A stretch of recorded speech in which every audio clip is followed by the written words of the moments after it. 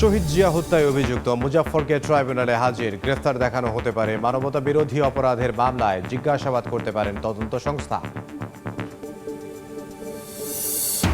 নৈতিক স্খলনের জন্য পদ হারাবেন না বহিষ্কৃত জামাত নেতা গাজী নজরুল। সংসদ থেকে চিঠি পেলে সিদ্ধান্ত নেবে ইসি। রাষ্ট্রপতি পদ খালি হলে 90 দিনের মধ্যে নির্বাচন। আবারও তীব্র হচ্ছে সিএনজি সংকট। ঘন্টার পর ঘন্টা দাঁড়িয়েও গ্যাস পাচ্ছেন না চালক। ব্যাহত নিত্যপণ্য সরবরাহ, কৃত্রিম সংকট তৈরি করে দাম বাড়ানোর পাঁয়তারার অভিযোগ।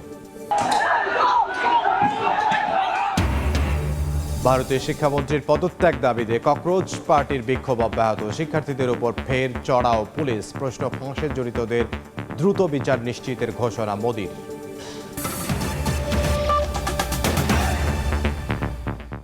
সময় সংবাদের সঙ্গে আছি আমি ইমদাদুল হক। সাবেক রাষ্ট্রপতি জিয়াউর রহমান হত্যাকাণ্ডে অভিযুক্ত মুজাফফর হোসেনকে হাজির করা হয়েছে আন্তর্জাতিক অপরাধ ট্রাইব্যুনালে। বেলা 10টার কিছু আগে মুজাফফর হোসেনকে নেওয়া হয় ট্রাইব্যুনালে। চিফ প্রসিকিউটরের করা আবেদনের পরিপ্রেক্ষিতে বিচারপতি নজরুল ইসলাম চৌধুরীর নেতৃত্বাধীন আন্তর্জাতিক অপরাধ ট্রাইব্যুনাল 2 গত মঙ্গলবার তাকে হাজির করার আদেশ দেয়। কারাগারে থাকা সেনাবাহিনীর আরেক কর্মকর্তা অবসরপ্রাপ্ত লেফটেন্যান্ট জেনারেল মাসুদ উদ্দিন চৌধুরীর বিরুদ্ধে করা মানবতা বিরোধী অপরাধের মামলায় মুজাফফরকেও গ্রেফতার দেখানোর আবেদন করা হতে পারে। একই সঙ্গে তাকে জিজ্ঞাসাবাদও করতে পারেন ট্রাইব্যুনালের তদন্তকারী সংস্থা।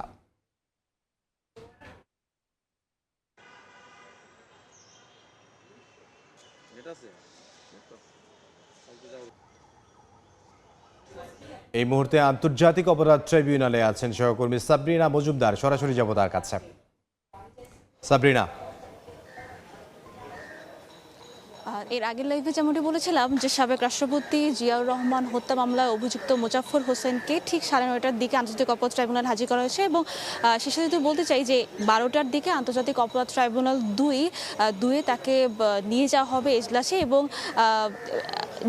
এর আগে গত মঙ্গলবার চিফ প্রসিকিউটর থেকে মানবতা বিরোধী অপরাধের অভিযোগে তাকে আন্তর্জাতিক অপরাধ ট্রাইব্যুনালে আনার আবেদন করে প্রসিকিউশন এবং পরবর্তীতে চিফ প্রসিকিউটর আমাদেরকে ব্রিফিংয়ে যেটি জানায় যে যেহেতু গত 16 বছর একটি বড় একটি সময়, সেই সময়ে মাসুদ উদ্দিন চৌধুরীর সাথে তার প্রতিনিয়তই যোগাযোগ হতো এবং জন্ডু নাম দিয়ে সেহেতু তারও আসলে 1-11 বিভিন্ন অভিযোগে তিনি অভিযুক্ত হতে পারেন এবং তার বিভিন্ন কর্মকাণ্ডে তিনি সম্পৃক্ততা তার পাওয়া গিয়েছে। প্রাথমিক তদন্তে সেটি পাওয়া গেছে। তবে আন্তর্জাতিক অপরাধ ট্রাইব্যুনালে আজকে প্রসিকিউশন থেকে যেটি আবেদন করা হবে সেটি হচ্ছে তাকে অধিকতর জিজ্ঞাসাবাদের জন্য আবেদন করা হবে এবং সেই সাথে মানবতা বিরোধী অপরাধের মামলায় তাকে গ্রেফতার দেখানোর আবেদন করা হবে।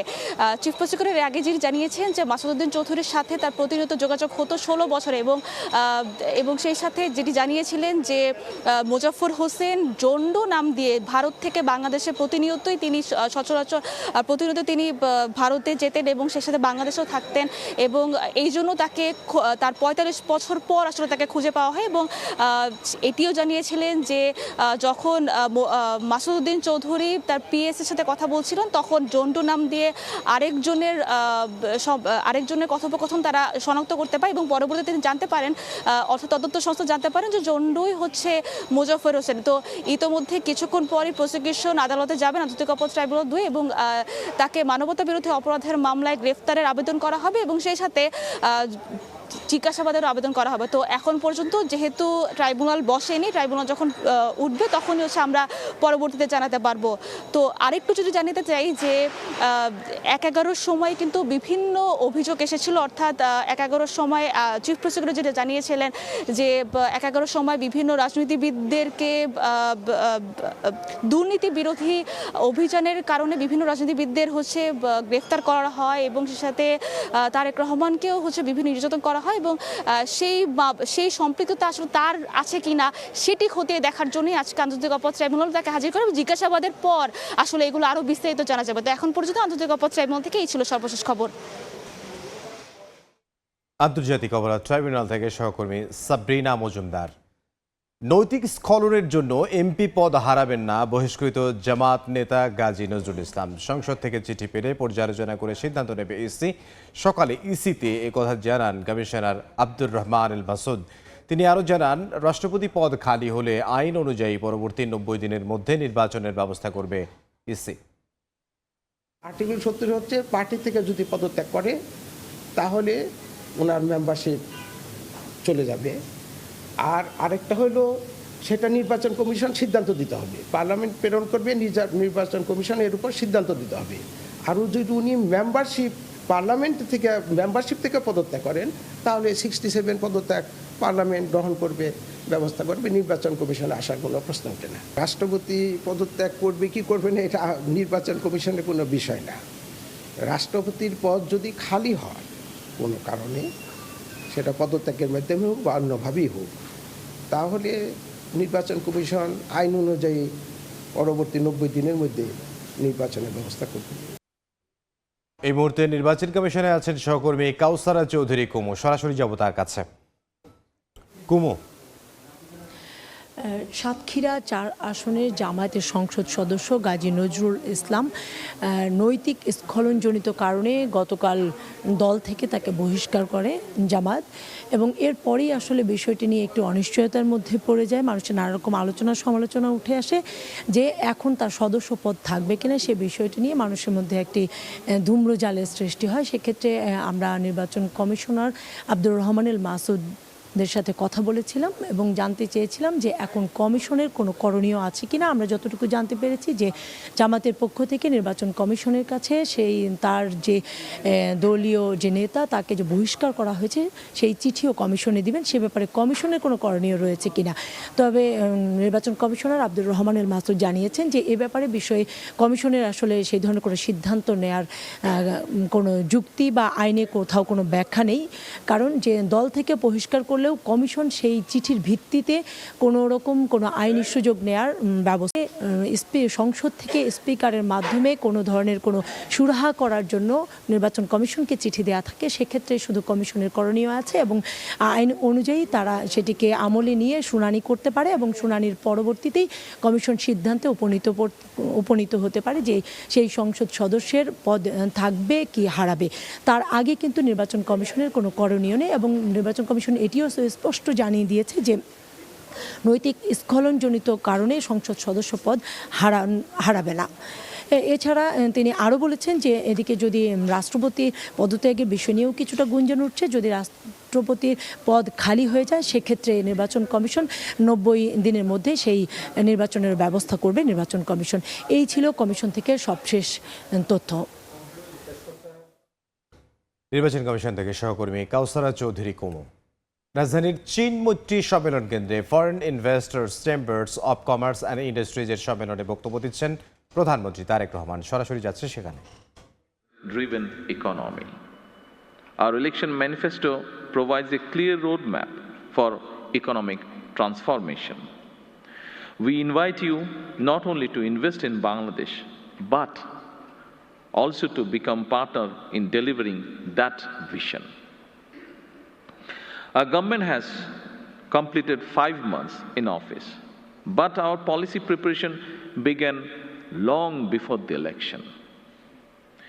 We listened to investors, entrepreneurs, business associations, economists, development partners, and business leaders. Their message was clear.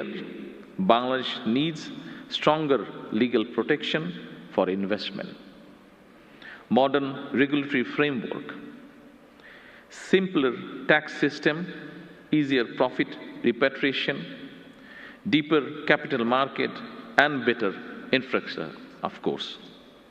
Dear investors, we listened carefully and now we are acting accordingly. We are modernizing our legal and regulatory framework, strengthening investor protection, improving dispute resolution, simplifying tax and VAT administration, and making it easier to repatriate profits. We are also developing a stronger capital market, encouraging startups, reducing unnecessary regulation, cutting red tape, simplifying government procedures, and digitizing public services. At the same time, we are improving ports, logistics, infrastructure, and energy security, while encouraging greater investment in renewable energy. Our government is determined to build a $1 trillion economy by 2034. Our first budget provides targeted incentives for priority sectors, including renewable energy, pharmaceuticals, electronics, digital services, agro-processing, advanced textile, healthcare, and logistics. We are positioning Bangladesh as a manufacturing hub, expanding and diversifying our ready-made garment industry, and investing in the skills, know-how, and technologies needed for human capital development.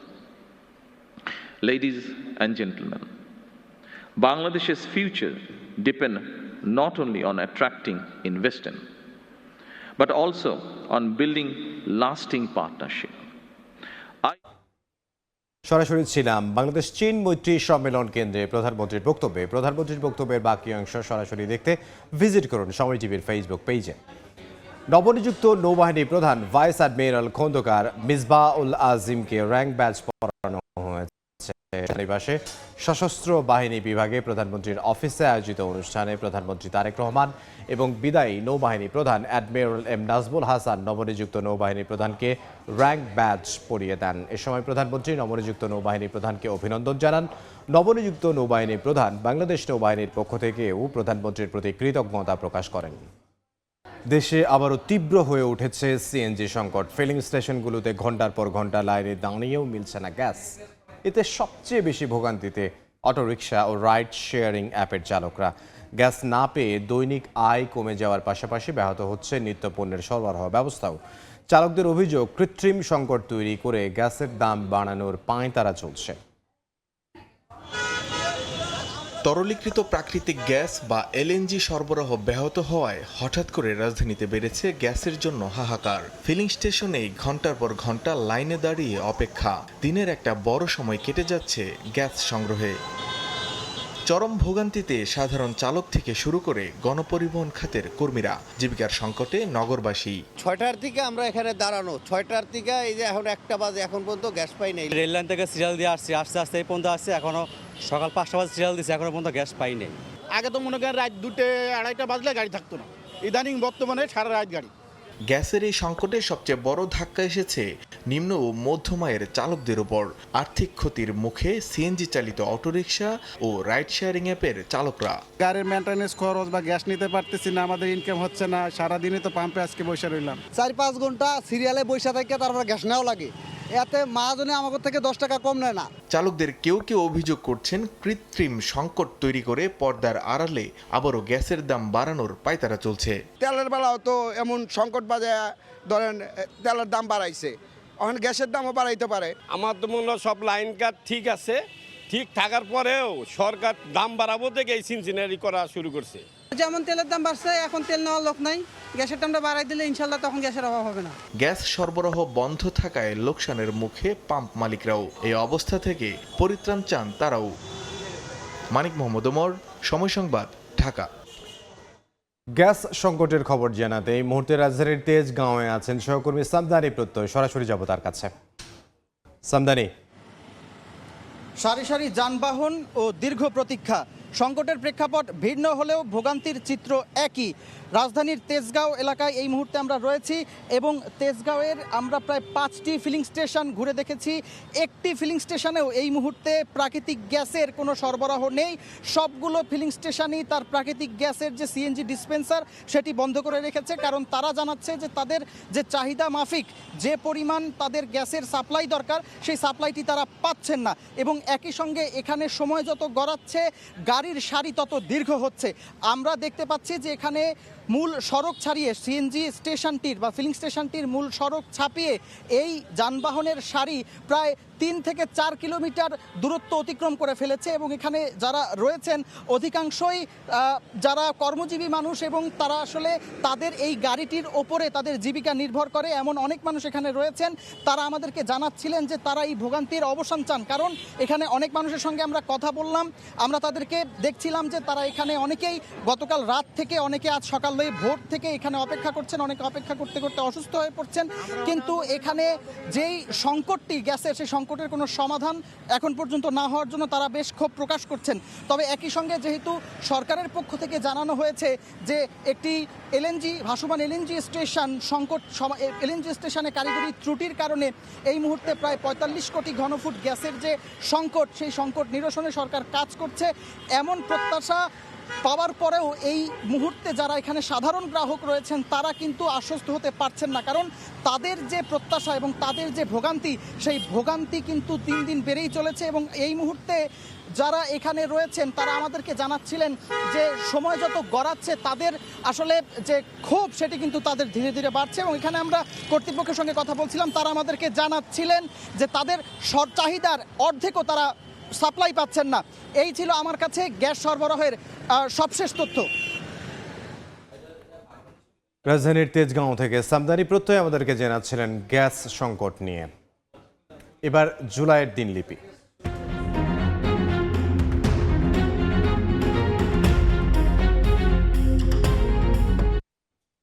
২৪ July আন্দোলন দমাতে কূটনৈতিক তৎপরতা শুরু করে সরকার, যার অংশ হিসেবে রাষ্ট্রদূতদের নির্দেশনা দেওয়া হয়েছে উল্লেখ করে তৎকালীন পররাষ্ট্রমন্ত্রী ডক্টর হাসান মাহমুদ বলেন, এর মাধ্যমে বিদেশে অপপ্রচার বন্ধ করা হবে।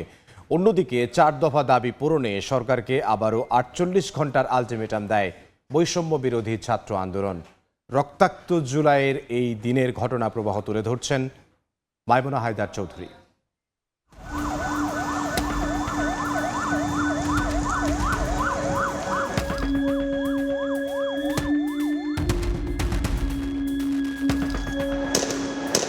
২৪-এর এই দিনে আন্দোলন দমাতে নানান কূটকৌশলে নামে আওয়ামী লীগ সরকার। বিভিন্নভাবে বিদেশি ভীষণগুলোকে ভুল বার্তা দিতে থাকে তখনকার পররাষ্ট্র মন্ত্রণালয়। ঘটনার ভিন্ন বয়ান হাজির করে তারা।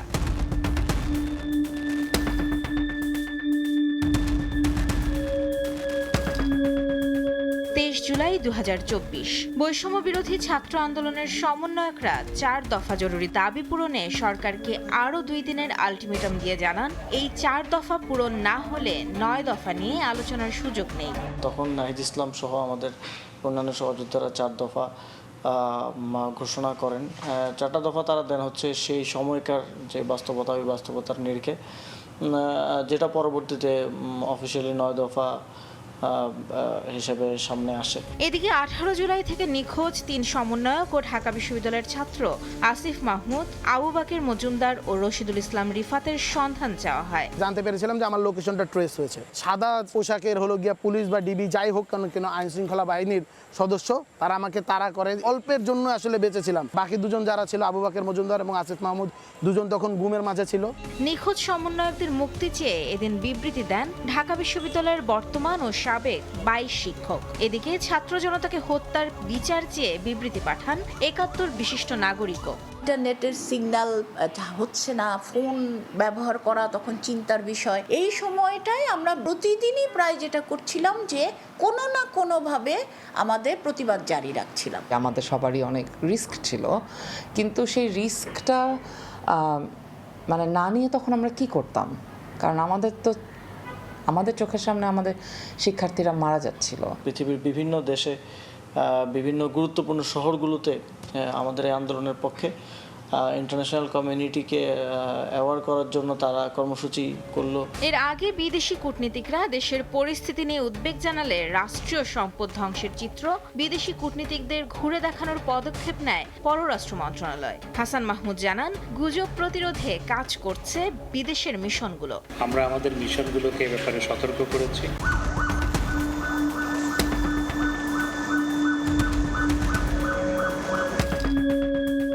এদিকে শিক্ষার্থীদের দমাতে গণহারে গ্রেফতার ও মামলা দিতে থাকে আইন শৃঙ্খলা বাহিনী। ২২ জুলাই একদিনেই সারা দেশে বিভিন্ন থানায় ৩৮ মামলায় গ্রেফতার দেখানো হয় ১১১৭ জনকে। মাত্র ৫-৭ দিনে অন্তত ১০,০০০-এর উপরে সাধারণ শিক্ষার্থী, বিভিন্ন রাজনৈতিক দলের নেতাকর্মীদেরকে গ্রেফতার করা হলো। তো তখন আমাদের এটা ছিল যে আন্দোলনটাকে কোনোভাবে চালিয়ে নিয়ে যাওয়া। কিন্তু কোনো হুমকি আর হুঁশিয়ারি দমাতে পারেনি শিক্ষার্থীদের। কূটনৈতিক তৎপরতার মাধ্যমে সত্যকে আড়াল করা কিংবা গণগ্রেফতারের ভয় দেখিয়ে আন্দোলন দমনের চেষ্টা, কোনো চেষ্টাই তখন সফল হয়নি তৎকালীন সরকারের, বরঞ্চ 23 জুলাই দেয়া 48 ঘন্টার আলটিমেটাম প্রমাণ করে দাবি আদায় না হওয়া পর্যন্ত কিছুতেই রাজপথ ছাড়বে না এই অদম্য প্রজন্ম। মাইমুনা হায়দার চৌধুরী, সময় সংবাদ, ঢাকা। সময় সংবাদে আরও থাকছে, ইরানের সেতু বিদ্যুৎ কেন্দ্র উড়িয়ে দেওয়ার হুমকি ট্রাম্পের, মধ্যপ্রাচ্যের তেল রপ্তানি আটকানোর হুঁশিয়ারি তেহরানের, লোহিত সাগরে সৌদি ট্যাঙ্কারে আক্রমণ হাউথির। এবার বাণিজ্যের সংবাদ।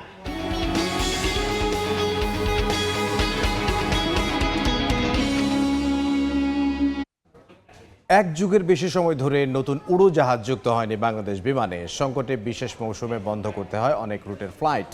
এতে মার্কেট শেয়ারে পিছিয়ে পড়ছে সংস্থাটি। বিমান প্রতিমন্ত্রী জানান, যাত্রী চাহিদা মেটাতে 2027 সালের মধ্যে অন্তত 10টি উড়োজাহাজ ভাড়ার পরিকল্পনা করছে সরকার। একই সঙ্গে এয়ারবাস থেকেও 10টি বিমান কেনার আলোচনা চলছে। দেশের স্বার্থ ঠিক রেখে লিজ চুক্তির পরামর্শ বিশেষজ্ঞদের। কাজল আব্দুল্লাহ রিপোর্ট। রাষ্ট্রীয় এয়ারলাইন্স বাংলাদেশ বিমান যাত্রী ও কার্গো সেবা দিয়ে বিশ্বের বিভিন্ন গন্তব্য থেকে বৈদেশিক মুদ্রার যোগান দেয় সংস্থাটি। কিন্তু 2012 সালের পর নতুন কোনো এয়ারক্রাফট যুক্ত হয়নি বহরে। বর্তমানে উড়োজাহাজ কমে দাঁড়িয়েছে 19টিতে। এতে হজ মৌসুম সহ বিভিন্ন সময়ে সাময়িক বন্ধ রাখতে হয় অনেক রুট, কমানো হয় ফ্লাইট সংখ্যাও। এতে দিন দিন ব্যবসায়িকভাবে পিছিয়ে পড়ছে সংস্থাটি।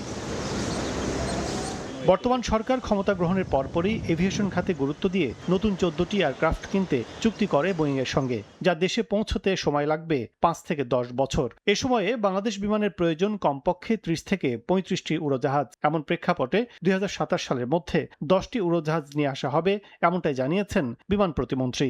নতুন করে এয়ারবাস থেকেও 10টি উড়োজাহাজ কিনতে সিদ্ধান্ত প্রায় চূড়ান্ত পর্যায়ে। যে লোকবল আমার মধ্যপ্রাচ্যে যায়, সেগুলির জন্যই আমাদের ফ্লিট পর্যাপ্ত নয়। সেই জন্য এই 10টা এয়ারক্রাফট আনার পরে আমরা সিডনি, ম্যানচেস্টার শুরু করতে যাচ্ছি।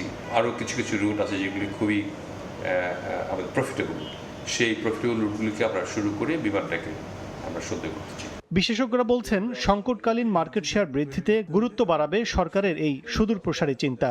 এই মুহূর্তে যে মার্কেটটার গ্যাপটা রয়ে গেছে, বিমান উচিত তাদের ইমিডিয়েটলি লিজ নেওয়া। সেই লিজটা যদি প্রয়োজন হয় সেটা ড্রাই লিজ নেই, ড্রাই ক্যাম্প পারচেজ হতে পারে, এবং সেটাও যদি না হয় অ্যাটলিস্ট ওয়েট লিজও যেতে পারে। তবে লিজিং প্রক্রিয়ার শর্তগুলোর বিষয়ে দেশের স্বার্থকে প্রাধান্য দিয়ে চুক্তি করার পরামর্শ সংশ্লিষ্টদের। সত্যিকার অর্থে কি the money is in leasing aircraft.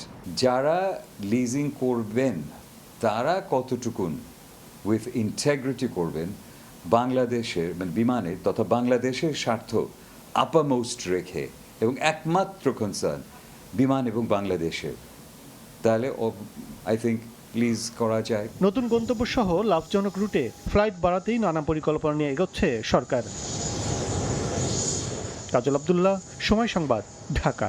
চাঁপাইনবাবগঞ্জে টিসিবির গোডাউনে ভয়াবহ আগুনে প্রাণ গেল একজনের। গতরাতে নাচলের নিজামপুরের হাট বাইকল বাজারে এই অগ্নিকাণ্ডের ঘটনা ঘটে। স্থানীয়রা জানান, হঠাৎ গোডাউনে আগুন দেখতে পান তারা। খবর পেয়ে ফায়ার সার্ভিস কর্মীরা ঘটনাস্থলে পৌঁছে আগুন নিয়ন্ত্রণে আনে। পরে গোডাউনের ভেতর থেকে ভ্যান চালক নয়নের মরদেহ উদ্ধার করা হয়। বৈদ্যুতিক শর্ট সার্কিট থেকে আগুনের সূত্রপাত বলে ধারণা করছে ফায়ার সার্ভিস। বগুড়ায় পূর্বশত্রুতার জেরে সাবেক ছাত্রদল নেতাকে কুপিয়ে হত্যা করেছে প্রতিপক্ষ। এ ঘটনায় এক নারীকে আটক করা হয়েছে, তবে পলাতক রয়েছে মূল হোতা। জড়িতদের ধরতে তদন্তে নেমেছে পুলিশ। শ্বশুরবাড়ি উঠোনে কুপিয়ে হত্যা করা হয় স্বেচ্ছাসেবক দল কর্মী সাগর মণ্ডলকে। দীর্ঘদিন ধরে চাচাতো ভাই জেলাদের সঙ্গে আধিপত্য জমি নিয়ে সাগরের বিরোধ চলছিল। এরই জেরে নিজ গ্রাম বগুড়া সদর উপজেলার পাঁচবাড়িয়া ছেড়ে স্ত্রীকে নিয়ে শ্বশুরবাড়ির চালিতাবাড়ি গ্রামে বসবাস শুরু করেন। বুধবার রাতে বাড়ির উঠানে দাঁড়িয়েছিলেন সাগর। এ সময় জেলহাসের নেতৃত্বে 20 থেকে 25 জন ধারালো অস্ত্র নিয়ে তার উপরে হামলা চালায়। এলোপাতাড়ি কুপিয়ে তাকে জখম করা হয়। পরে স্বজনরা তাকে উদ্ধার করে শহীদ জিয়াউর রহমান মেডিকেল কলেজ হাসপাতালে নিয়ে গেলে মৃত ঘোষণা করেন চিকিৎসক। আমার ময়নাক যখন আমি অটো করে তুলে নিয়ে আসি, তখনও দুইজন আমাকে পিছে পিছে আসছিল। আসে তারা মানিক চক হচ্ছে ওই শাওনের বাড়িতে গেল। আমার ছেলে চিনতে পারছে, আমার ছেলে মৃত্যুর আগে জবানবন্দি দিয়ে সে মারা গেছে। বিচার চাই, শাস্তি হোক, ফাঁসি চাই, ফাঁসি চাই। এ ঘটনায় শাপলা নামে এক নারীকে আটক করা হয়েছে। জড়িতদের আইনের আওতায় আনার কথা জানিয়েছে পুলিশ। এখন পর্যন্ত ভিকটিমের পরিবার বা ডিজিজের পরিবার আমার লিখিত অভিযোগ দেয়নি। অভিযোগ পেলে আমরা মামলা রেকর্ড করে বিষয়টা কী কারণ হয়েছে এটা খতিয়ে দেখে সর্বোচ্চ যারা এই ঘটনা করেছে তাদের সর্বোচ্চ আইনের আওতায় আনার জন্য আমরা সর্বোচ্চ চেষ্টা করব। নিহত সাগর মণ্ডল বগুড়া সদর উপজেলার শাখারিয়া ইউনিয়ন ছাত্র দলের সাবেক আহ্বায়ক ও স্বেচ্ছাসেবক দলের সক্রিয় কর্মী। আব্দুল আউয়াল, সময় সংবাদ, বগুড়া। দেশের বাইরের খবর, প্রশ্নপত্র ফাঁস ইস্যু শিক্ষামন্ত্রীর পদত্যাগের দাবিতে ভারতে আন্দোলন আরও তীব্র আকার ধারণ করেছে। সোনম ওয়াংচুক শিক্ষার্থীদের আইনি সুরক্ষার শর্তে অনশন ভাঙার কথা বললেও আন্দোলন চালিয়ে যাওয়ার ঘোষণা দিয়েছে ককরোচ জনতা পার্টি। এদিকে প্রশ্ন ফাঁসের সঙ্গে জড়িতদের দ্রুত বিচার নিশ্চিতের ঘোষণা দিয়েছেন নরেন্দ্র মোদী। অন্যদিকে তরুণদের ভবিষ্যৎ নষ্ট করার জন্য খোদ প্রধানমন্ত্রীর ওপরই দায় চাপিয়েছেন বিরোধী দলীয় নেতা রাহুল গান্ধী। প্রশ্নপত্র ফাঁস, পরীক্ষা ব্যবস্থার অনিয়ম এবং কেন্দ্রীয় শিক্ষামন্ত্রী ধর্মেন্দ্র প্রধানের পদত্যাগের দাবিতে উত্তাল গোটা ভারত। বুধবার দিল্লির যন্তর মন্তর অবস্থানরত শিক্ষার্থীদের উপর আবারও চড়াও হয় পুলিশ। লাঠিচার্জ করে ছত্রভঙ্গের চেষ্টা চালায় আন্দোলনরত শিক্ষার্থীদের। এক পর্যায়ে বিক্ষুব্ধ শিক্ষার্থীরা পুলিশের হাত থেকে লাঠি ছিনিয়ে নিয়ে পাল্টা ধাওয়া দিলে পিছু হটতে বাধ্য হয় আইন শৃঙ্খলা রক্ষা বাহিনী। টানা বিক্ষোভের মুখে বৃহস্পতিবার নিজের ফেসবুক পেজে একটি পোস্ট করেন প্রধানমন্ত্রী নরেন্দ্র মোদী। লেখেন, যারা প্রশ্ন ফাঁস করে শিক্ষার্থীদের ভবিষ্যতের ক্ষতি করেছে তাদের বিরুদ্ধে কঠোর ব্যবস্থা নেওয়া হবে। দেশটির বিরোধী দলীয় নেতা রাহুল গান্ধী মোদীর এই বক্তব্যের তীব্র সমালোচনা করেছেন। তরুণদের ভবিষ্যৎ নষ্টের জন্য মোদীকেই দায়ী করেন তিনি। শিক্ষার্থীদের কাছে ক্ষমা চাইতে বলেন প্রধানমন্ত্রীকে। नेतागण यहाँ पर आए, उनकी बातों का इज्जत करते हुए अनशन आज ही तोड़ूंगा। এদিকে টানা 25 দিন ধরে অনশনে গুরুতর অসুস্থ পরিবেশ কর্মী সোনম ওয়াংচুক জানিয়েছেন, আন্দোলনকারী শিক্ষার্থীদের বিরুদ্ধে যেন কোনো ধরনের আইনি ও শাস্তিমূলক পদক্ষেপ না নেওয়া হয়। সরকারের পক্ষ থেকে এমন স্পষ্ট আশ্বাস পেলেই তিনি অনশন ভাঙবেন। তবে ককরোচ জনতা পার্টির পক্ষ থেকে জানানো হয়েছে, ওয়াংচুক অনশন ভাঙলেও শিক্ষামন্ত্রীর পদত্যাগ না হওয়া পর্যন্ত তাদের অবস্থান কর্মসূচি অব্যাহত থাকবে। मेरी नजर में छात्र आंदोलन শিক্ষার্থীদের এই অরাজনৈতিক আন্দোলনকে ঘিরে ভারত জুড়ে ব্যাপক সাড়া পড়েছে। বলিউড তারকা সালমান খান সহ নাসিরুদ্দিন শাহ ও সোনাক্ষী সিনহার মতো তারকারা সামাজিক যোগাযোগ মাধ্যমে শিক্ষার্থীদের সাহস ও শান্তিপূর্ণ অবস্থানের প্রতি সমর্থন জানাচ্ছেন। রাহানুল রানা, সময় সংবাদ। কেবল মেসি নেইমারদের দেখার জন্য কারি কারি টাকা খরচ না করে দীর্ঘমেয়াদী পরিকল্পনা সাজাচ্ছে যুব ও ক্রীড়া মন্ত্রণালয়। লাতিন এই দুই পরাশক্তির সঙ্গে বহুজাতিক টুর্নামেন্ট আয়োজনের লক্ষ্য প্রতিমন্ত্রী আমিনুল হকের। তরুণদের দেশের বাইরের একাডেমিতে পাঠানোর পাশাপাশি ফিফার আর্থিক অনুদানেরও কঠোরভাবে তদারকি করতে চান সাবেক এই ফুটবলার। ব্রাজিল কিংবা আর্জেন্টিনার বিপক্ষে বাংলাদেশ খেললে কেমন হবে? হলুদ আর আকাশি নলে বিভক্ত হওয়া জাতি একই সাথে গলা ফাটাতো, লাল সবুজে ছেয়ে যেত গোটা দেশ। ফলাফল যাই হোক না কেন, হামজা জামাল কিংবা বাংলাদেশি ফুটবল ভক্তদের জন্য এমন অভিজ্ঞতা হতো দারুণ। আর তেমন কিছুই ভাবছে যুব ক্রীড়া মন্ত্রণালয়। ব্রাজিল এবং আর্জেন্টিনার যে ন্যাশনাল টিম তাদেরকে এনে এবং বাংলাদেশ, আমরা যে দেশ, আমরা হয়তো বা তাদের মতো এত ভালো পারফর্ম করতে পারবো না, বা ট্রায়াঙ্গেল যদি আমরা ম্যাচ খেলতে পারি, প্রীতি ম্যাচ হতে পারে বা একটি টুর্নামেন্টের মতো হতে পারে, এটি আমার মনে হয় যে বাংলাদেশের জন্য একটি অনেক বড় অর্জন হবে। আলোচনা চলছে প্রতিভাবান তরুণদের নিয়েও। তুরস্ক সহ একাধিক দেশের সঙ্গে ফুটবলীয় কূটনীতি মজবুত করছে মন্ত্রণালয়। বেশি দিন দেরি নাই যে আমরা আমাদের খেলোয়াড়দেরকে বিভিন্ন দেশের একাডেমি কিংবা বিভিন্ন দেশের যে ঘরোয়া লিগগুলো হয় সেখানেও আমাদের খেলোয়াড়দেরকে সেখানে অংশগ্রহণ করার সেই সুযোগটি আমরা তৈরি করে দিতে পারব। তবে সবার আগে বন্ধ করতে হবে দুর্নীতি। দেশের ফুটবল উন্নয়নে কাজ না করে ফিফার অর্থ নিয়ে চলে জালিয়াতি, সে প্রথা বন্ধ করতে চান আমিনুল হক। জাতীয় ক্রীড়া পরিষদ থেকে আমাদের সকল ফেডারেশনকে একটি নির্দেশনা দেওয়া হয়েছে যে আমাদের ফিফা বা অন্যান্য বিদেশি যে অনুদানগুলো রয়েছে কিংবা আমরা এনএসসি থেকে যে অনুদানগুলো দেওয়া হয় সেটা যাতে সঠিকভাবে যাতে খরচ করা হয়, ব্যয় করা হয়। তবে এসব প্রত্যাশার গল্প বাস্তবতায় কতটুকু রূপ নেবে সে উত্তর দেবে সময়। অবহেলিত দেশের ফুটবলের সোনালী দিন দেখার অপেক্ষায় কোটি কোটি ফুটবল ভক্ত। সাব্বির মিথুন, সময় সংবাদ, ঢাকা। এ পর্যায়ে শীর্ষ সংবাদগুলো জানিয়ে দিচ্ছি আরও একবার।